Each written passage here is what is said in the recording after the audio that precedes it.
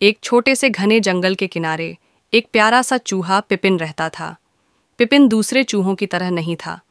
जहां बाकी चूहे अपने बिल में आराम से रहते थे, पिपिन को हमेशा कुछ अलग करने की इच्छा थी। वह दुनिया देखना चाहता था और रोमांच की तलाश में था। एक दिन पिपिन ने अपने छोटे से बिल में बैठकर सोच लिया कि आज से वह साहसी बनकर अपनी यात्रा शुरू करेगा।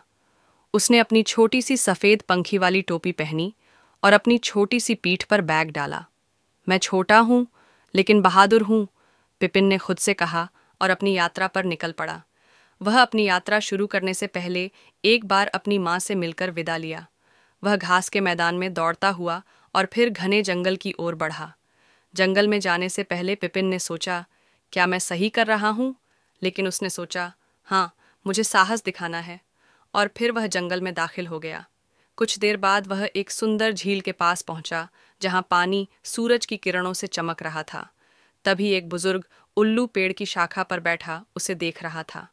तुम कहाँ जा रहे हो छोटे चूहे? उल्लू ने पिपिन से पूछा। मैं साहसिक यात्रा पर जा रहा हूँ, पिपिन ने गर्व से कहा।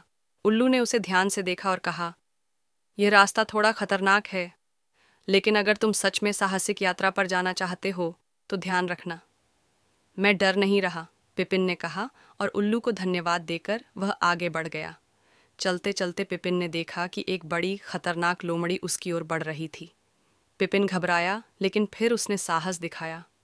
मैं पिपिन हूँ, साहसी चूहा, और मैं तुमसे नहीं डरता, पिपिन ने कहा।